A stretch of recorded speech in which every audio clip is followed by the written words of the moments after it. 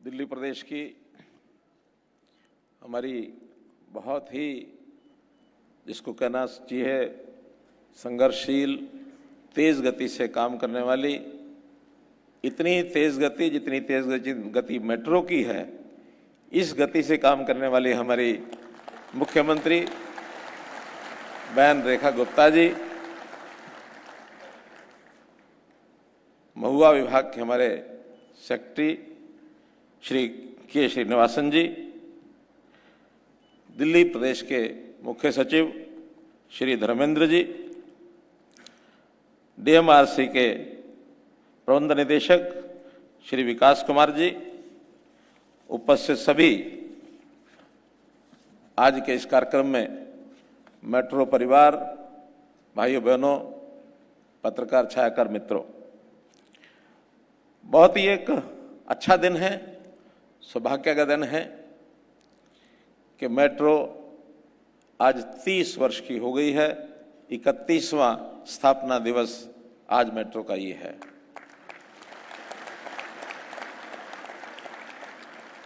Metro तो सारे देश भर में है, लेकिन आज हम अपना ये कार्यक्रम कर रहे हैं दिल्ली मेट्रो रेल कॉरपोरेशन का, डीएमआरसी। डीएमआरसी का पता है दिल्ली और आसपास के प्रदेश, हरियाणा, उत्तर प्रदेश, तो सब मिलाकर के इस मेट्रो की स्थापना 3 मई 1995 को हुई। और जैसा बताया गया कि पहला जो मेट्रो का कॉरिडोर उसको शुरू किया गया आदरणीय अटल बिहारी वाजपेयी जी 2002 में। 2002 की घटना याद आ रही है मुझे। उसी वर्ष मैं जर्मनी गया था, जाने का मुझे एक अवसर मिला।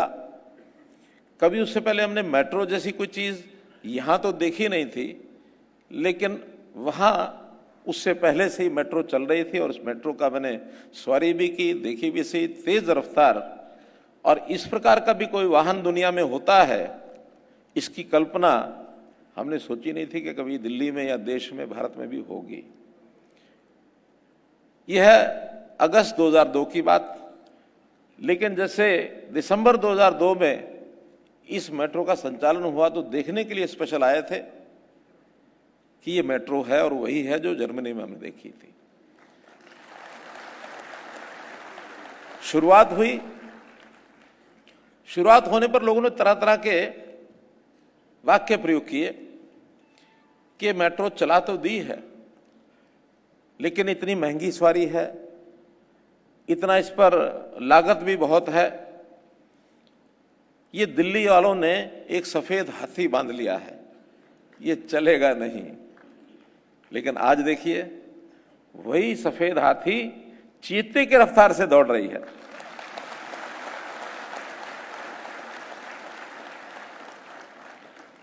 और जो नए नए आयाम खड़े करने की बात है, अगर मैं पूरे मेट्रो सिस्टम की बात करूं तो दुनिया में सब देश अब इस सिस्टम पर आने लग गए हैं। और आज मात्र केवल इस 30 वर्ष के कार्यकाल में हमारा मेट्रो का स्थान दुनिया में चाइना और यूएसए के बाद तीसरा स्थान बन गया है। 1000 किलोमीटर से ज्यादा, 1011 किलोमीटर आज मेट्रो का चलन हो रहा है, मेट्रो चल रही है। और न केवल 1011 चल रही है, बल्कि अभी वर्तमान में जो अंडर कंस्ट्रक्शन है, पाइपलाइन में जो है, वो भी 900 किलोमीटर से आगे, उससे भी ज्यादा अभी भी पाइपलाइन में है। और मैं आपको विश्वास दिलाता हूं, यूएसए का मेट्रो नेटवर्क आज 1300 कुछ किलोमीटर है और एक 2 साल के अंदर हमारा ये मेट्रो का नेटवर्क यूएसए को पार कर जाएगा। और जहां तक डीएमआरसी की बात है, इसके नेटवर्क की भी एक विशेष बात अपने को ध्यान रखनी चाहिए। आज की डेट में 394 किलोमीटर नेटवर्क डीएमआरसी का है।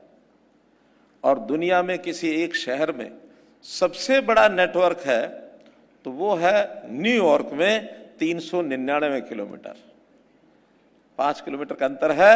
और मैं आपको अग्रिम बधाई देना चाहता हूं कि आने वाली जुलाई में मजलिस पार्क से मौजपुर 12 किलोमीटर का ये उद्घाटन जुलाई में हो जाएगा। और उस दिन हम दुनिया के शहरों में सबसे ज्यादा नेटवर्क वाला ये डीएमआरसी का प्रोजेक्ट उस दिन हो जाएगा, जुलाई में,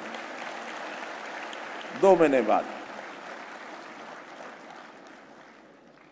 आज डीएमआरसी के नेटवर्क की अगर हम राइडरशिप देखें तो किसी एक दिन की मैक्सिमम राइडरशिप 78 लाख है।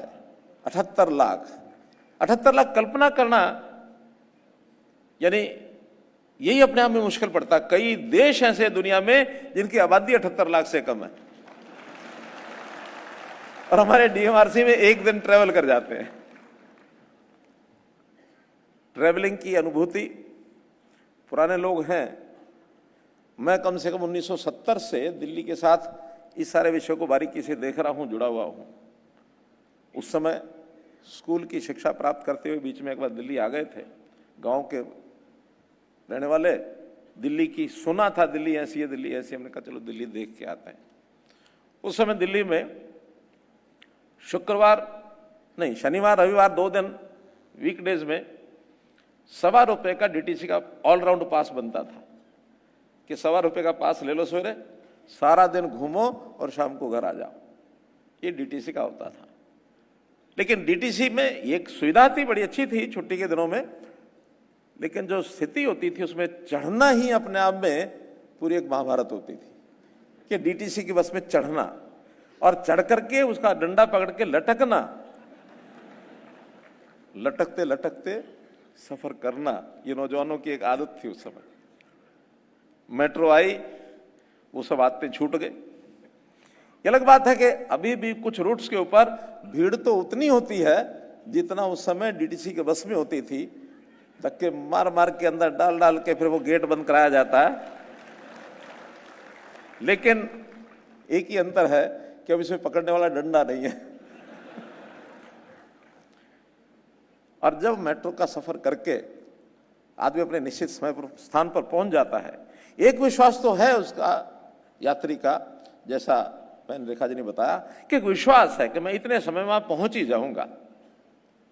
अगर किसी स्थान पर 7:02 पर ट्रेन पहुंचनी है तो 7:02 पर पहुंचेगी ही। पूरा नेटवर्क, 289 स्टेशन और लगभग 300 के आसपास ट्रेन, कितना सुलभ, सुरक्षित, अनुशासित और समय पर होने वाला ये सफर, ये अपने आप में आनंदित करने वाला है कि हमारे जीवन को कितना सरल किया है। शहरों की आबादी निरंतर बढ़ रही है। जिस सन की मैं बात कर रहा हूं उस समय हम सुनते थे कि 20% आबादी शहरों में है, 80% गांव में रहती है। आज वही परसेंटेज बढ़कर के 35% ये शहरों में हो गई है, 65% गांव में है। और अनुमान लगाया जा रहा है कि 2047 तक ये 50-50 हो जाएगा। 50% शहरों में हो जाएगा, 50% गांव में हो जाएगा। अब शहर में जब आबादी बढ़ती है तो 2 समस्या सबसे बड़ी उसकी होती हैं। एक उसका घर, हाउसिंग, और दूसरी उसकी मोबिलिटी, आने जाने का साधन। अब संयोग से ये दोनों डिपार्टमेंट मेरे जैसे व्यक्ति को दे दिया। हाउसिंग भी है, अर्बन मोबिलिटी भी है। कई बार लगता है कि जिस गति से बढ़ रहे हैं और इस गति से इतना नेटवर्क जबरदस्त, कहीं टनल पर, कहीं ओवरहेड, कहीं जमीन पर, सब मेट्रो, बसें, ये सब चल रहे हैं, तो जब इस गति से बन रहा है तो आखिर करेंगे कैसे? तो एक ने मुझे कहा, कोई नहीं भाई, एयर मेट्रो बनाएंगे। चल रही है टैक्सी, एयर टैक्सी का एक प्रचलन आ गया है कि टैक्सी उड़ेगी कहीं से, जहां आपका स्टेशन है वहां टैक्सी उतर जाएगी। अब कैसे होगा? विज्ञान की करामात है। जो नहीं सोचते हैं वो भी कभी होता दिखता है। लेकिन अपने आप में एक समस्या तो है। इस समस्या को हल करने के लिए एक तेज गति से रफ्तार से मेट्रो बढ़ रही है। और मैं इस काम के लिए मेट्रो का अपना ये जो परिवार है, मेट्रो के हमारे अधिकारी, कर्मचारी, मजदूर, इन सबको मैं बहुत बहुत बधाई देता हूं कि कितने रिस्की काम में जाकर के मेट्रो का सुरंग खोदने में, ठीक है टेक्निकल चीजें हैं, लेकिन कैसे जमीन के अंदर 20 मीटर, 25 मीटर, 15 मीटर नीचे जाकर के सुरंग से मेट्रो निकल के जा रही है।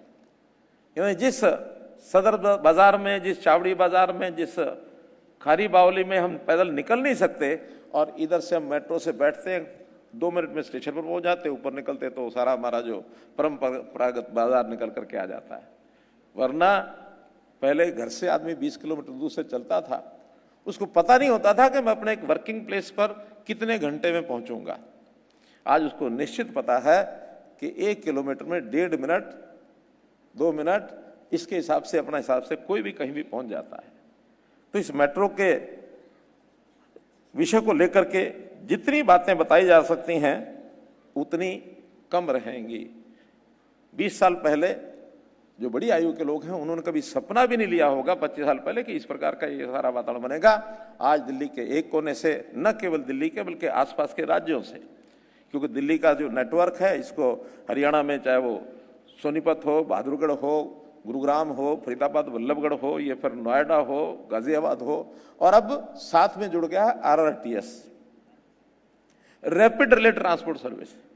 रैपिड रेल मतलब जो अभी 2 किलोमीटर, 1.5 किलोमीटर पर हमारा मेट्रो का स्टेशन है, रैपिड रेल में ये 7 किलोमीटर, 8 किलोमीटर, 10 किलोमीटर का बाद स्टेशन होगा।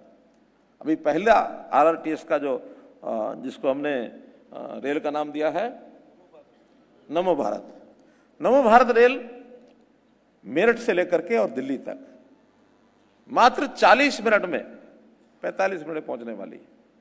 जो रोड ट्रैफिक से हमें 2 घंटे लगते थे, वो 40-45 मिनट में RRTS से वहां पहुंच सकते हैं। अगली 2 लाइनें और जो इस समय DPR जिसकी बन गई है, वो है दिल्ली सराय काले खां से करनाल और दिल्ली सराय काले खां से शाहजहांपुर राजस्थान। ये दोनों लाइनें भी बहुत जल्दी शुरू होंगी।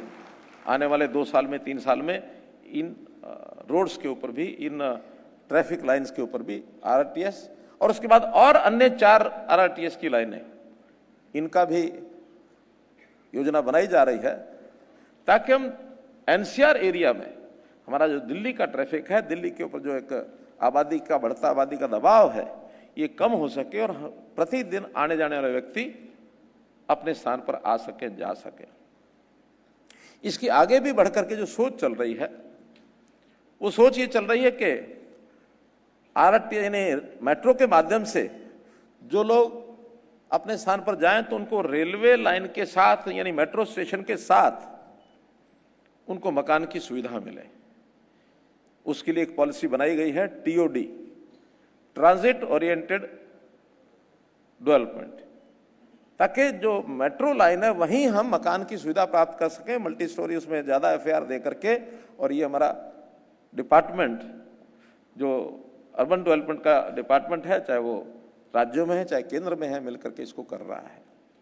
और एक नई योजना भी हम सोच रहे हैं, उसमें मेट्रो को भी थोड़ा माइनस करके हम सोच रहे हैं कि जहां काम का स्थान है, हमारा कार्यालय है, हमारा बाजार मार्केट जहां हम जाते हैं काम करने का स्थान, उसके निकट घर मिले, ऐसी भी विकास की चीजें चल रही हैं, जिसको हम कहेंगे वॉक टू वर्क। पैदल चलो और काम पे पहुंच जाओ। रास्ते बने पैदल चलने के, साइकिल चलाने के। आखिर रोजाना 20 किलोमीटर, 25 किलोमीटर आना जाना, इसमें एनर्जी तो लगती है। भले मेट्रो की सुविधा हमको मिल रही है, लेकिन एनर्जी लगती है, पैसा भी खर्च होता है। और उस पैसे का अभी तो भरपाई प्रदेश सरकारें कर रही हैं, केंद्र सरकार कर रही है। DMRC में जैसे बहन रेखा गुप्ता जी ने बताया कि इसमें केंद्र सरकार का और दिल्ली सरकार का 50-50 का पार्टनरशिप है। वो पैसा भले पिछलों ने नहीं दिया होगा तो रेखा गुप्ता जी देंगी, ऐसा मेरा पूरा विश्वास है।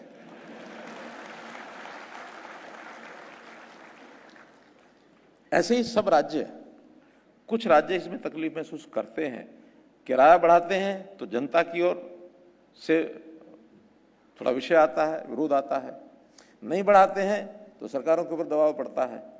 तो उसके अंदर भी आगे चल करके इस ट्रैफिक को कम करने का हाउसिंग जो डिपार्टमेंट है उसकी ओर हम प्रयत्न कर रहे हैं कि उसको हम कैसे कर सकें, कैसे नहीं चला सकें।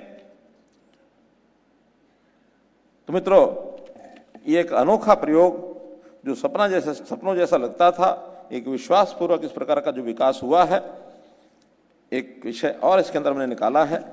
दिल्ली में बहुत से ऐसे बाजार हैं जहां व्यापारी लोग आते हैं, दिल्ली के भी हैं, बाहर के भी हैं। वो अभी भी अपना सामान साथ लेकर के वो चलते हैं, तो कहीं उनको रिक्शा पर जाना पड़ता है, तांगे तो आजकल बंद हो गए हैं, फिर उसको कोई ऑटो लेना पड़ता है, कुछ और करना पड़ता है, कहीं तक सिर पर ढो करके लेके जाता है। तो क्या हम दिल्ली मेट्रो में कोई ऐसी व्यवस्था कर सकते हैं कि उसका कार्गो सिस्टम, कि उसका सामान भी और व्यक्ति भी साथ साथ वो भी साथ चले? क्यों विकास कुमार जी, हो सकता है? लो, आज उन्होंने हाँ कर दिया है कि ये भी हो सकता है। तो उसके अंदर चाहे एक वैगन अलग से रखे सामान का, या एक गाड़ी पूरी की पूरी ऐसे बाजारों में से निकलने वाले कि उसके अंदर अपना सामान भी ले जाए, अपना खुद आदमी भी जाए और अगले स्टेशन पर जाए, उतार के अपना रख ले। आखिर एयरपोर्ट पर भी हम जाते हैं तो चेक इन पर सामान तो अपना देते ही हैं, तो ऐसा चेक इन करने का सिस्टम इससे भी बन सकता है। फिर वो ट्रैफिक का जितना रोड के ऊपर आज इन लोगों का जो ट्रैफिक है, बाहर से मार्केट में आने वाले लोग, चाहे वो सदर बाजार के हों, चाहे चांदनी चौक के हों, चाहे चावड़ी बाजार के हों, चाहे खारी बावली के हों, उठा उठा के ढेर लेके जाता है। अपने दिल्ली के भी लोग हैं, बाहर के भी लोग हैं। तो ऐसी नई चीजें भी ये सब कर रहे हैं। इनके साथ जितने भी और प्रयोग हो सकते हैं, ड्राइवरलेस मेट्रो ट्रेन हो गई शुरू। ड्राइवरलेस, ड्राइवर नहीं होगा, सिग्नल के साथ, ऑटोमेटिक सिग्नल के साथ गाड़ी जाएगी और टाइमिंग उसके सेट होंगे, कोई समस्या नहीं आएगी। मेट्रो आज आधुनिक प्रयोगों के लिए जानी जाती है। तो जितने नए नए सिग्नल सिस्टम हैं, एक विषय आया कि हम वातावरण अनुकूलित, वो तो है ही है, मेट्रो एयर कंडीशन तो है ही है, लेकिन एनवायरमेंटल इफेक्ट जो उसका और कम कैसे हो, तो जो बिजली है, ग्रीन एनर्जी, रिन्यूएबल एनर्जी, खुद मेट्रो अपनी तैयार करे। मुझे खुशी है आपको बताते हुए कि 50 मेगावाट का यूनिट ये मेट्रो ने अपना लगा लिया है सोलर एनर्जी का, और इस गति को और आगे बढ़ाया जाएगा। ऐसे नए अनुसंधान ये सब किए जा रहे हैं, और जितने भी लोग इन सारे कामों को कर रहे हैं उसमें एक से एक बढ़ करके एक होड़ लगी है कि हम कैसे अपने इन कामों को अच्छा कर सकते हैं।